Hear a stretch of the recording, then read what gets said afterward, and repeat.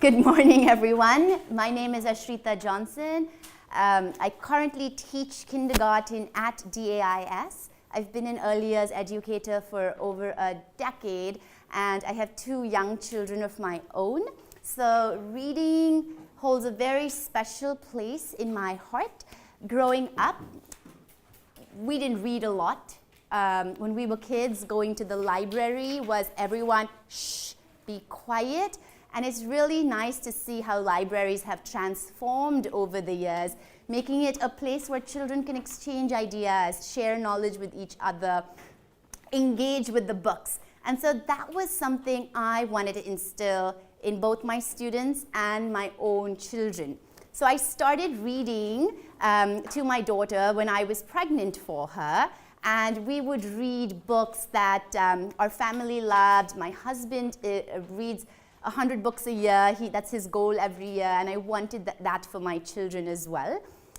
So we would sit together and read to my pregnant belly, and when she was born, we started reading those books to her as well. And both my children love reading books right now. And the same with my students that I teach. If I think back, before I even became a teacher professionally, I used to love reading books to my stuffed animals, to my friends. So this is a very, very special session, and I hope by the end of it, I can share some of that love for reading with all of you here. As you walked in, we started off with this slide, which said, "Don't let the pigeon drive the bus."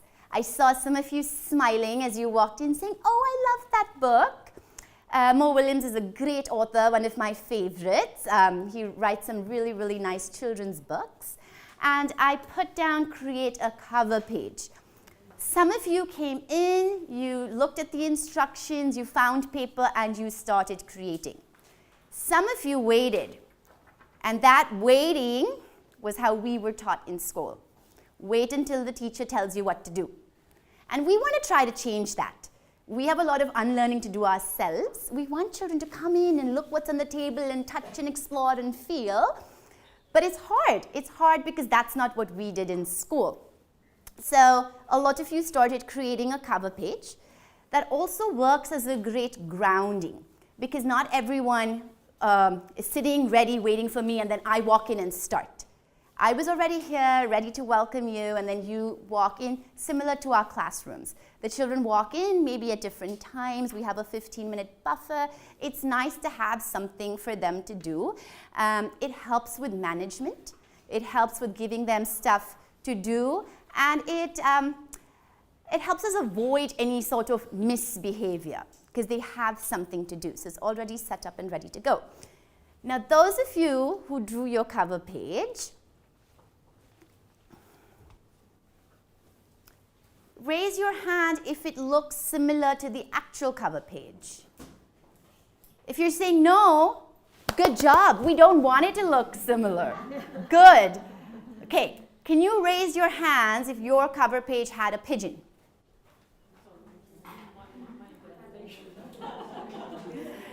Can you raise your hand if your cover page has a bus? Can you raise your hand if your cover page has some sort of a symbol which says no, a cross, a stop, or saying don't let the pigeon drive the bus? A red light, something that's saying no. Raise your hand if you have something totally different. I have a pigeon in the bus, but the rest of it looks like this. Okay, so what does it say? Don't let the pigeon drive the bus. So you have the pigeon, the bus. How about you?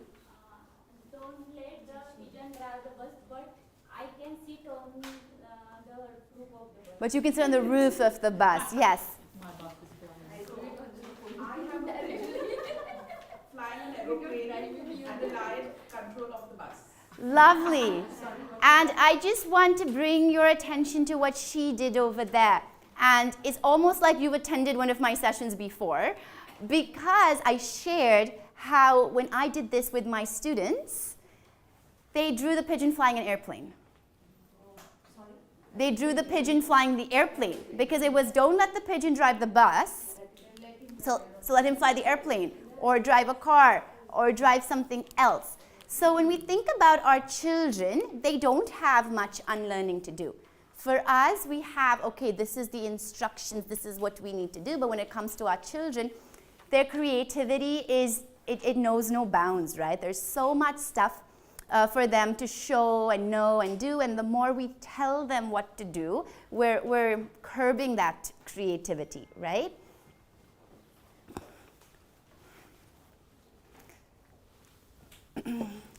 So, our objectives for today, understanding the purpose of read-alouds. And I've kind of broken it up into a few parts just for us to understand the session better. The first part is planning and selecting texts for interactive read-alouds. The second part would be preparing and conducting some interactive read-alouds to the best of our ability in the time we have. And the third part is assessing and extending our interactive read-alouds. And at the end, we will have some time for a Q&A. So let's start off with, what are interactive read-alouds? And go ahead and just have a discussion in your table group. Those of you who are familiar with a word cloud, it is just putting in words on your sheet of paper. So when you hear the word interactive read-aloud, what comes to your mind? Just go ahead and on one piece of paper on your table, all of you put down those words on that piece of paper. If you're familiar with this strategy, when I raise my hand, you raise your hand and your voice is off. Lovely. All right. If we can just popcorn out, just say one word from your table as I point my hand to your table. Anyone on the table can just say one word. So have a look and think about what your word is going to be. And when I point to you, just go ahead and say it. All right? Excitement. Voices. Interaction. Tapping imagination. Tapping imagination.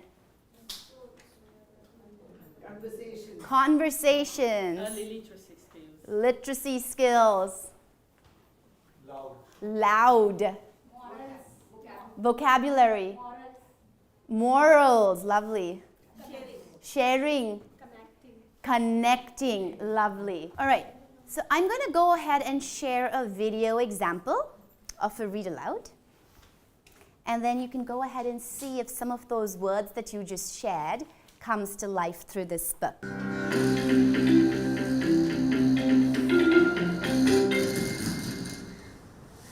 Where the wild things are.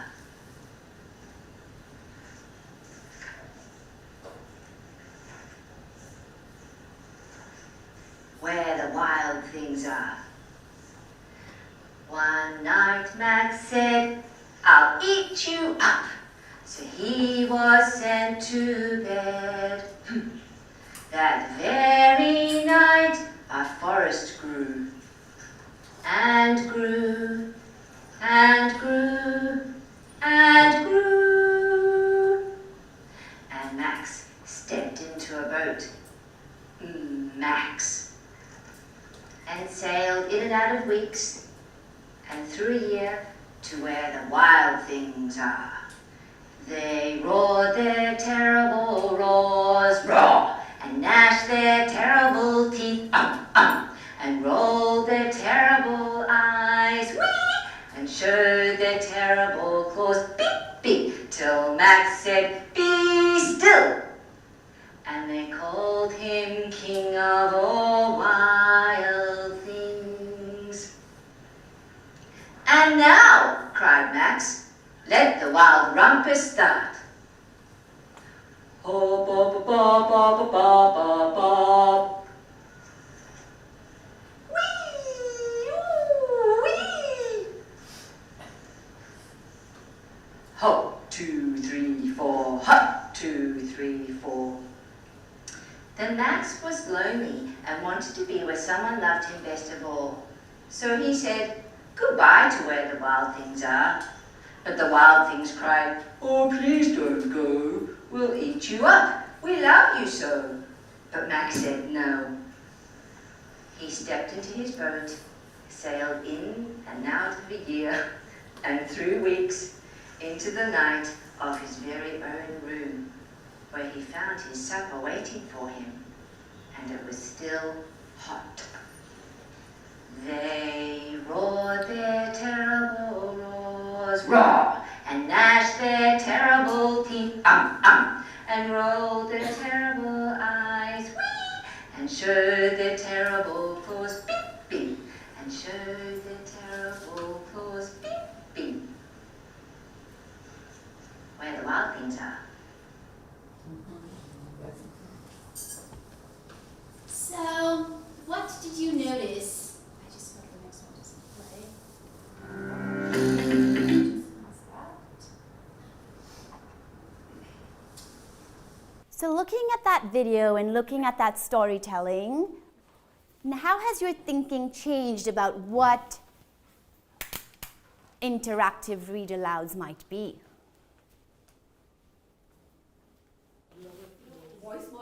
Voice modulation, expressions. Sorry? Narration of whatever you're saying. Yeah, absolutely. The pitch. Curiosity. Music, nice. The connections. What connections? For example, when that lady is explaining, he's explaining about an animal in park. He's just creating some sound. Made the sounds of the animals. Great one. Yeah, because it's not even necessarily about animals. But you picked that up. Maybe when I heard that story, I didn't pick that up. So everyone picks up different parts, and that's, again, going back to Anne Van Dam's session yesterday. You're playing on the child's thinking. So you present, you read, but each child takes away something different depending on what they're passionate about. All I could think about was the sounds that she was making, or how she sang the whole book, because I love music, and I love singing with the children. And that's why I like to share this story, because if I picked up that book, I would have probably just read it. It doesn't come with a tune. But she was the music teacher at my previous school, and so that was her expertise. And then you can think about every one of us here brings our own plethora of knowledge. You know, we have so many different skills. So what can we do to change that experience for the children?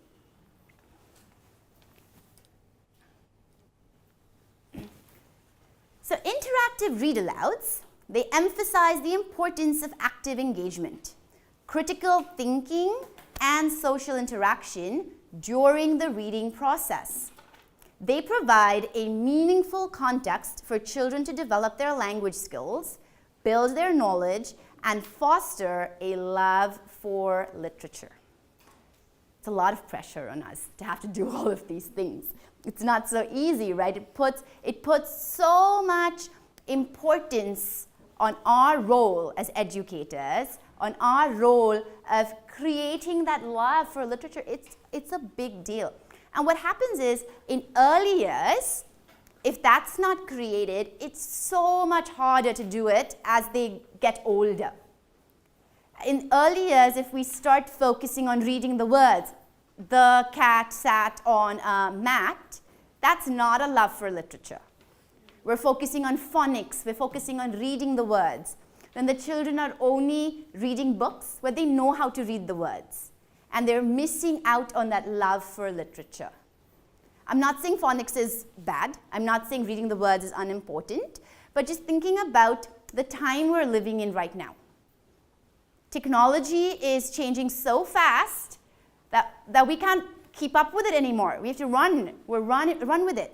So we think about these children 20 years from now. What are those literacy skills that they need? Is it reading the words? We already have tools that read the words for us. We went on a trip to Japan where no one spoke English, and we got by just fine. All of the menus were in Japanese. Pull out your phone, Google Translate, scan, and this was 5 years ago. You know, so I don't necessarily need to learn to read the words, but I need to know how to communicate with people. So those are those soft skills. That love for literature is a bigger concept. That's our responsibility. So in your table groups, if you can just share, what are some of the experiences that you have had with interactive read-alouds in your classroom? Maybe a success story, maybe a book that you love to read. What is something? Just share your experience in your table groups for the next 2 minutes. Go.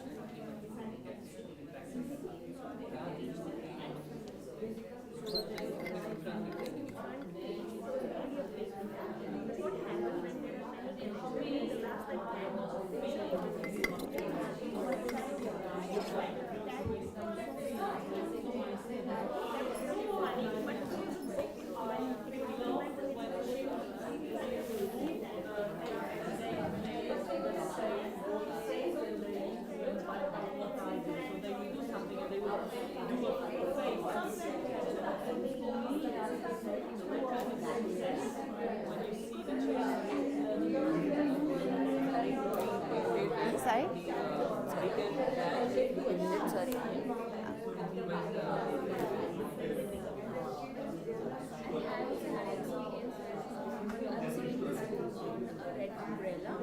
And the umbrella flies and goes to different places. And on a page, the umbrella is May I request you to just take some pictures on my phone? With me in it. Just engaging. Thank you.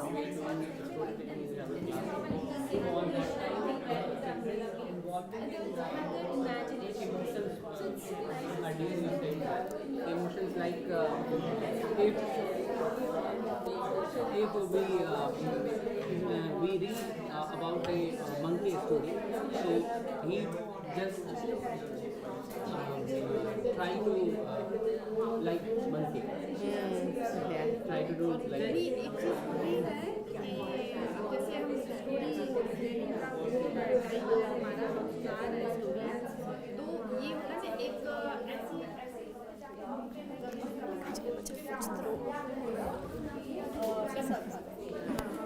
उसने हाथी से पूछा, हाथी ने बोला गुड़गा.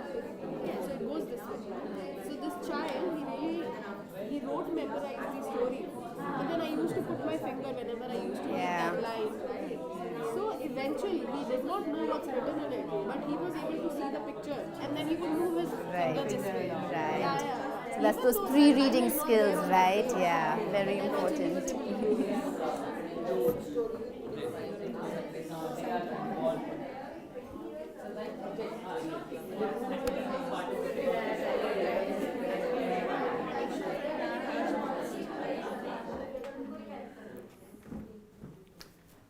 Wow, you're really good at this.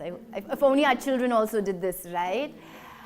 I heard a lot of great sharing among all of you. And one of the things someone on this table said is the child had read that story so many times that they had memorized the story, and they started reading the pictures, which is a great prerequisite for reading. Oftentimes, I actually had a parent who told me that, my child is just memorizing the story, they're not actually reading the words. And I was like, that's great. And she said, no, but those are not the words written on the book. So again, then that's a parent education piece, right? Parents don't know, they think that they're not reading it correctly, but they are reading. And so reading is so much more than just reading the words. I'm going to share my experience with you. It's a video of my children. In this video, their ages are 3 and 1.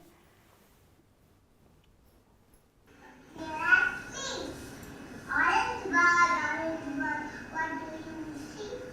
I see it. Yellow duck. Yellow duck, what do you see? I see a blue horse looking at me. Blue horse, blue. Blue horse, blue horse.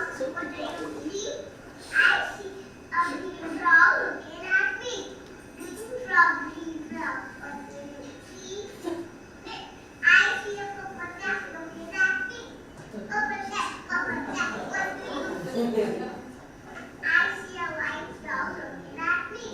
White dog, white. I don't want to see. I see birds. What do you think? I see a teacher looking at me.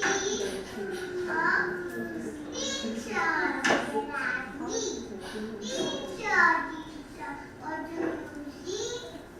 I see children looking at me. Children, what do you see? I see a brown bear, a red bird, a yellow dog, a blue dog, a white dog, a purple cat, a frog, a green frog, a black sheep, a goldfish, and a teacher looking at me. The end.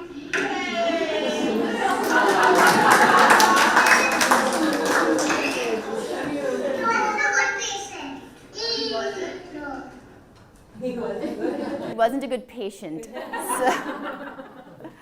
So, one, yes, you're all laughing, so I'm sure you enjoyed it. Thank you so much. I'm sure you enjoyed watching it. But now thinking about what happened in that video, what did you notice? She managed to rouse his curiosity, and towards the end, he was totally engrossed in her book. And what changed towards the end from the beginning? She let him stand up. Initially, she kept trying to make him sit. She then moved closer to him, and he still didn't want to sit.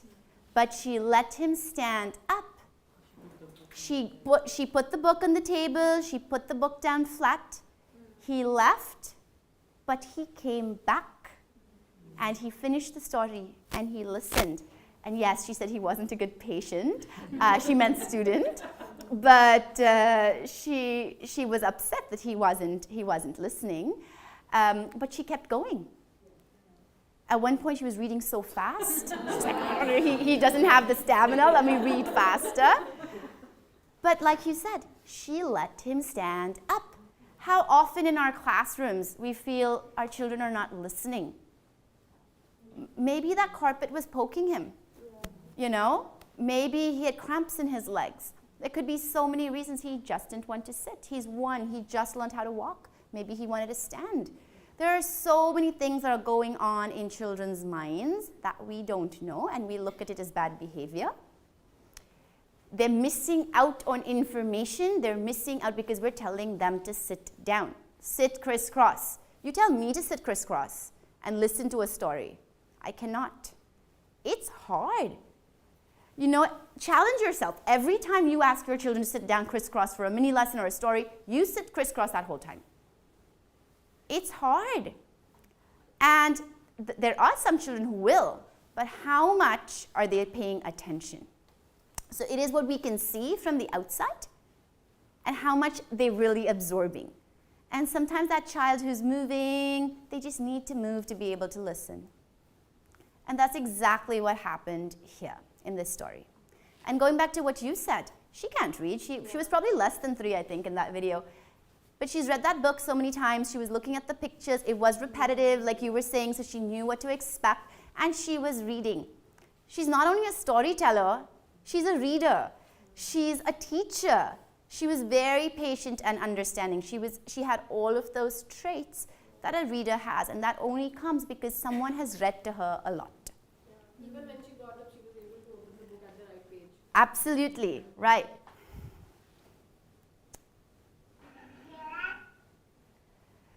So I'm sorry that this session is going to be a bit rushed, but we're going to move into planning and selecting interactive texts for read-alouds. So this is going to be the second activity. At your table, just list some criteria, and you can do this independently or in a group.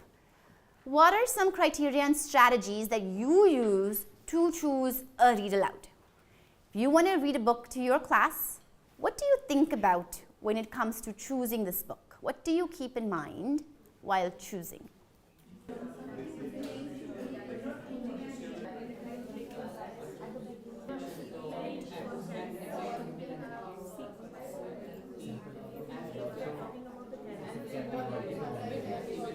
Waterfall.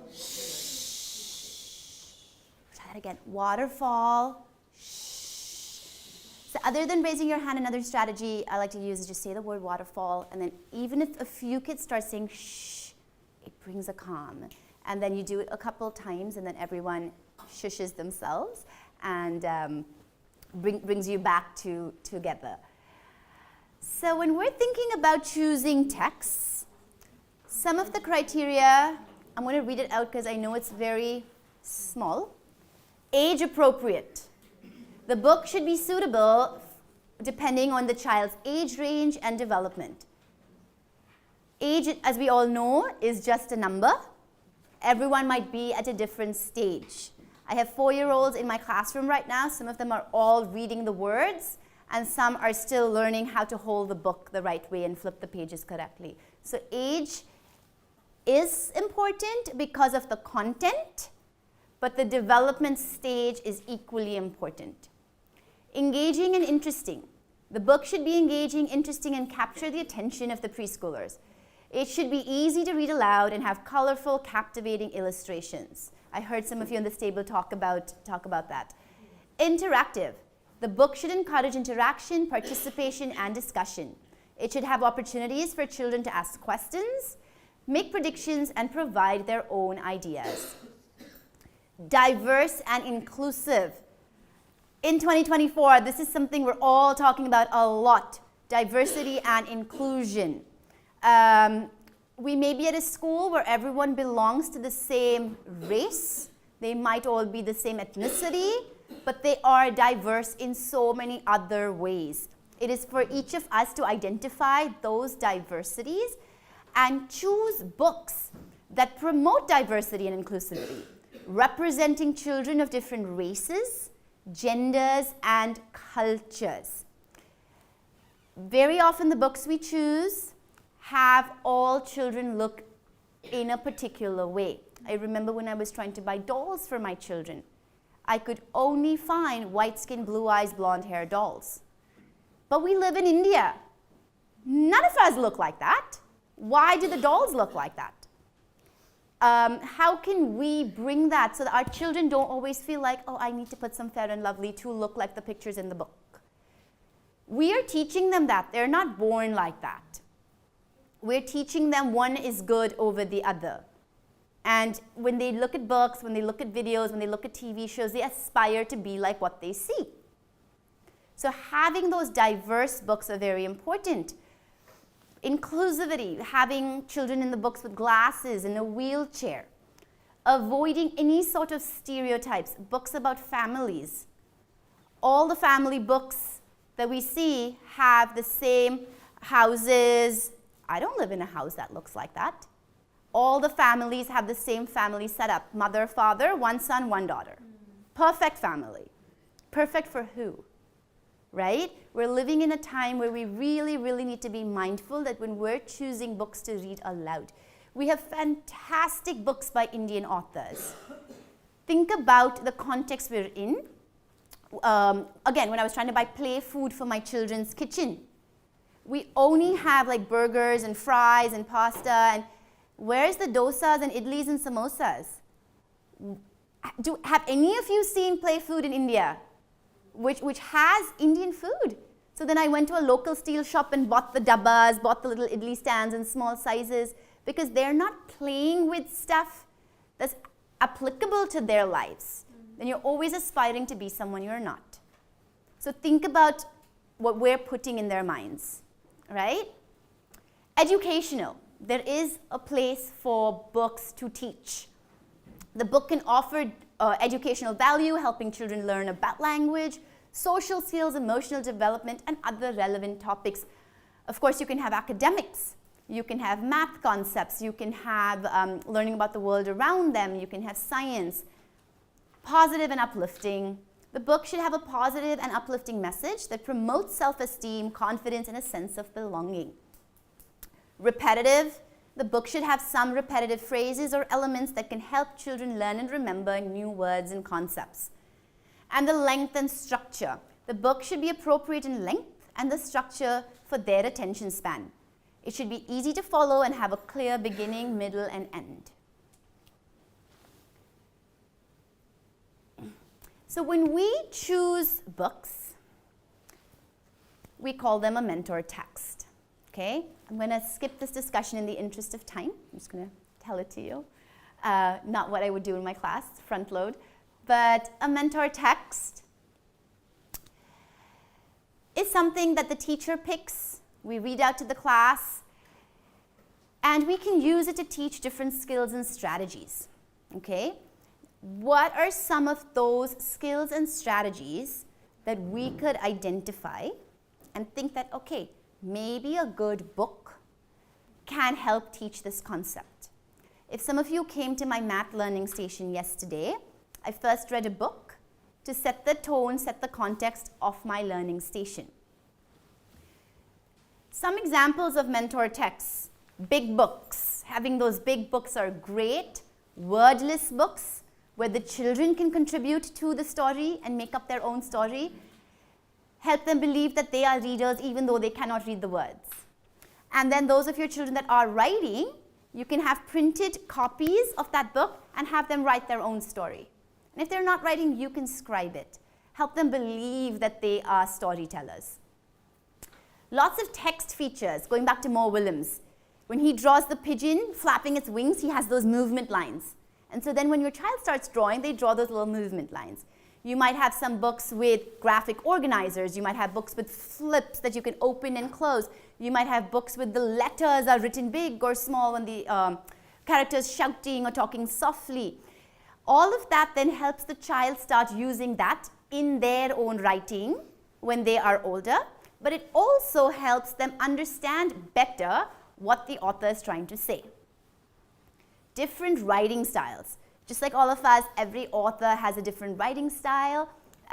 It helps to see diversity in that as well. Craft tools, whether they're using ellipses, whether they're using, dot, dot, dot, what are those conventions in writing that the author is using? Again, it sets them up for success. So we will think about some of our curricular connections. How can we connect whatever is in our standards and benchmarks and curriculum, because that's always the race, right? We have a set curriculum. We have something to finish, we have something to teach. We cannot do one read aloud a day, it's too much. Research shows one read aloud a day is absolutely important. So how can we make a curricular connection so that we don't think of a read aloud as one extra thing to do, but we're doing it to teach some of our academics, okay? And this could be a goal for all of us here, including myself. I know it's hard. One read aloud a day goes in our schedule, and we try to make it work. And how can we make that work, right? So I've set up some books outside. We're going to go on a gallery walk and browse these different books, okay? So we're going to look at these books. You're going to brainstorm reasons why you might use them in your classroom for an interactive read aloud. On each of the tables, there are some sticky notes. If you can write what that curricular connection might be and just place it there, so when other people are walking, they get some ideas and they will add to that list.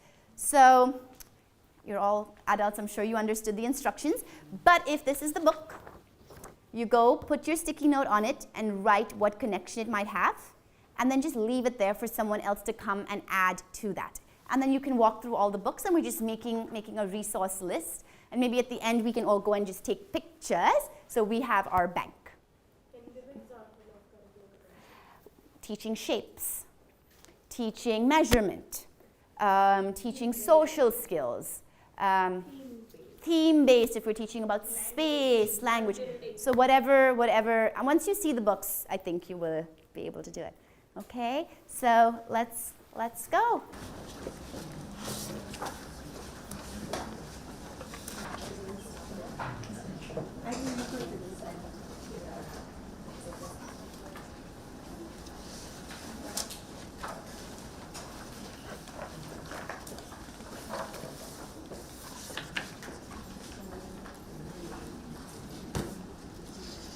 say just any sort of these books, because and the kids love funny books. So when the books are funny, you know, there's just like repetition, there's humor. Also there are these Om books. They're all touch and feel books. So the kids can actually interact with it. They touch it, they lift the flap. There are lots of sound books by Om publications, and then there's Usborne books. Usborne also has a lot of sound books, which are interactive again. So the kids, that it helps them become readers themselves, because then when they're reading, they're flipping the pages and they're touching. Look, who was asking me? You were asking me. Another great author, Pat Hutchins, for the early years. She's written a lot of books in her series. It's a great one to have. Is everyone okay with seeing? I think it'll save us 5 minutes trying to go back in there, yeah? That's our bell. Sorry. We did have a bit of a late start, but I do want to do this. We talked about curricular connections, and I walked around and I saw a lot of you have written great curricular connections. There are books for math, there are books for reading, there are books for craft tools, there are books about India, there are books for picky eaters, there are books for, can you just hold that book up please? I don't know if you got a chance to read this book, love it, beautiful, oops. In my class I usually don't allow erasers. Kids write, most of the times I don't even do pencils, right, unless they're ready, a little bit older. And thank you, you can put it down. It's just about how if you make an oopsie, you can turn it into something beautiful. And just yesterday, my daughter's struggling, so her name is Ariana, and she writes Ari, okay, and she's masters that. And so she's been trying to write her full name, and she always gets her N backward. And it really breaks her heart, and so she only wants to write Ari. She doesn't even want to attempt writing N.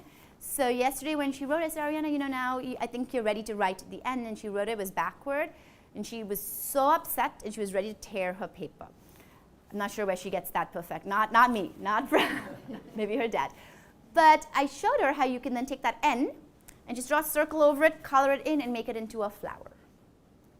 And she's so happy all evening. She was like purposely trying to make mistakes and then saying, oh, look, I changed it into a butterfly. Oh, look, I changed it into something.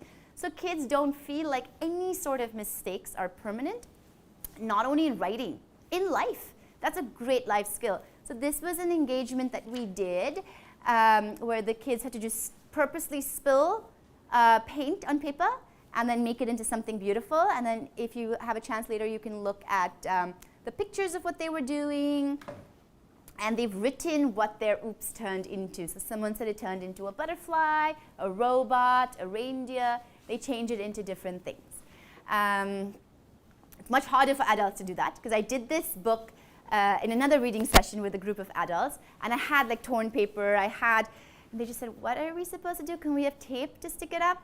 You know, so again, it's the unlearning part that we as adults have to do, but children have no qualms in just doing that, right? Again, I apologize for rushing, but we're going to switch gears now to Pat Hutchins' Rosie's Walk. Rosie the hen went for a walk. As you can see, she's like, cluck, cluck, she's strutting, she's ready to go for her walk. And she went across the yard. And at this point, all the children are looking at something that's not in the words, but in the picture. What do you see?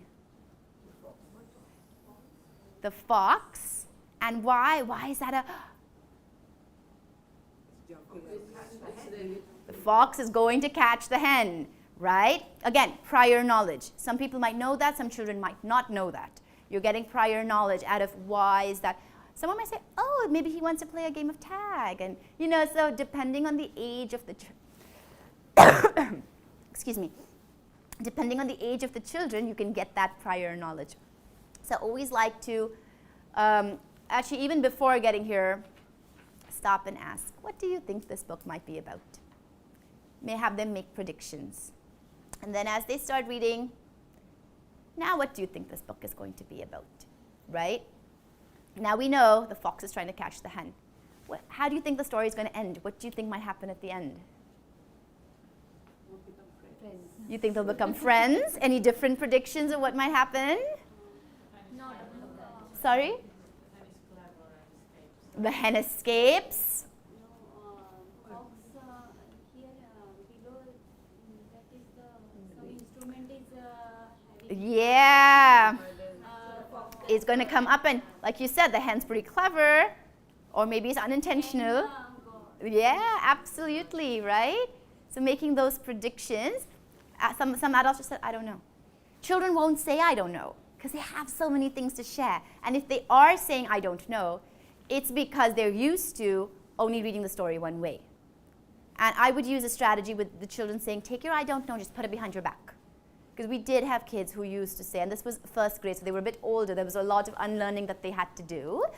3-year-olds, 4-year-olds are not likely to say, I don't know, unless they've been told that there's only one way, right?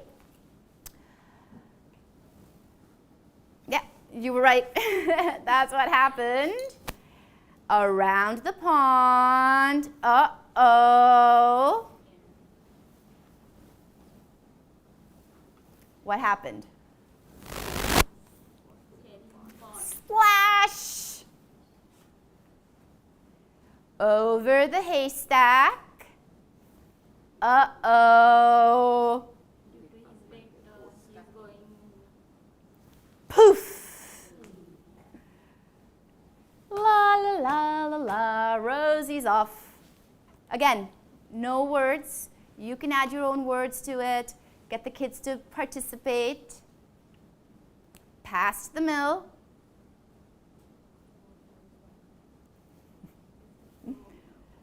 Poof! All the flowers on the poor fox. La la la la la. Through the fence. Uh-oh. Under the beehives. Oh no. Bzzz.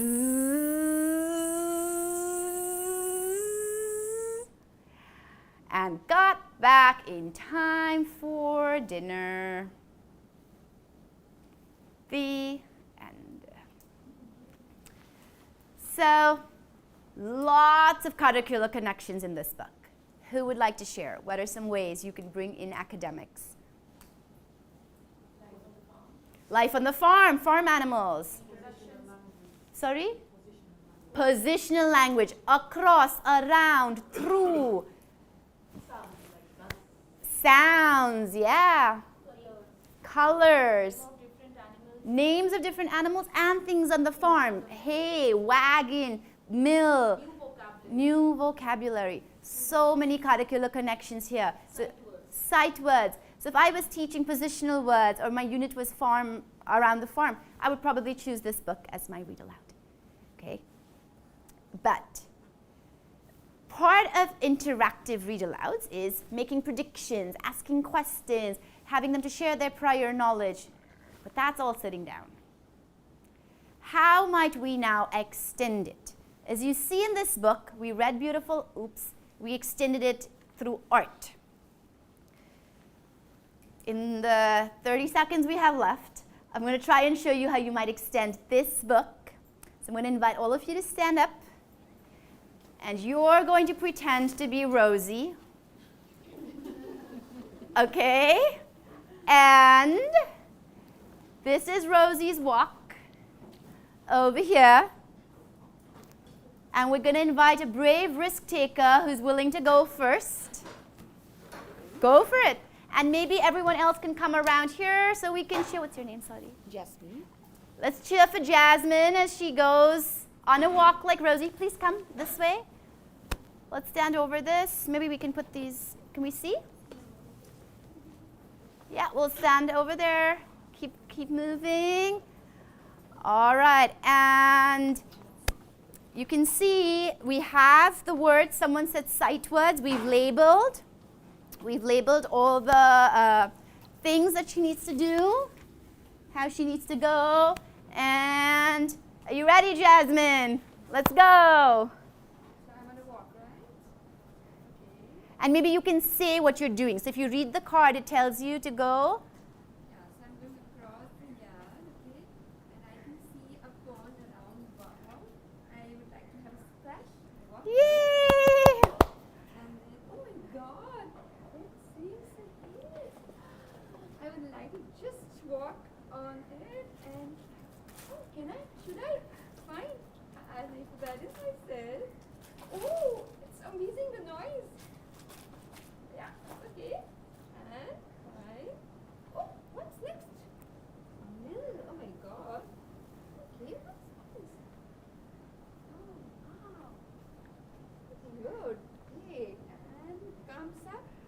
the hardest one. I'm afraid. What should I do and from where should I? Because it says through the fence, Jasmine. Through the fence. Through? Okay. Let me try. Be very careful. And maybe balancing myself. I'm trying. Okay. Woo! Come on, everyone. Yay! Thank you for that. And under the. Oh my god, I need to be careful. I'm just You can take a taste of the honey if you like. maybe next time. Maybe next time. Okay, I won't be able to go much under, I guess, but yeah, I can just try. Okay. Bring out. Okay, and oh my god, here comes my favorite place. Dinner, Jasmine did it! Yay! And so that's a wonderful way to incorporate movement. Jasmine, spectacular. She gave us sounds. She was a real risk taker. She went in, splashed the water. Again, depending on how much space you have, how much time you have, you can have a more elaborate setup. This was all done in, thanks to my friend Karen, in 10 minutes. We set this up, but depending on what you have, you can do a more elaborate setup depending on your unit. Thank you, For helping set up. All right, And going through all of that, going under gross motor development, you can add some sand toys, fine motor development. Depending what you do, the honey is actually shaving foam and paint. So depending on that sensory experience, whatever you think your kids need, they can even spend some time playing in here. Someone said farm, learning about the farm life and what things are on it. Okay, so that's just one example of how you can bring your stories to life, how you can extend your stories, and a great way to assess the children is constantly just making anecdotes. You can have a rubric, you can have a checklist, just keeping track, because that's important. I noticed that she had no problem touching the water, going to that. But maybe some child didn't want to do that. Maybe someone didn't want to, she said maybe next time for the shaving foam. She didn't want to touch it. So that helps me then just get some information on what I might need to expose her more to later, right? If she was able to read all the words and do it correctly, then great. But maybe if she doesn't understand what across the pond is or what under is, that helps me plan my future mini lessons. All right? Thank you so much. I really appreciate all of you coming. For your exit ticket before you leave, if we can go back into the room, and on a sticky note, if you can just write, what did you really take away from this session? What is something that was that aha moment for you? What is something that you are ready to incorporate back in your context, in your classroom? And if any questions. So these two things on a sticky note, if you can please write that down, put it on the whiteboard, and enjoy your breakfast. Thank you so much for coming.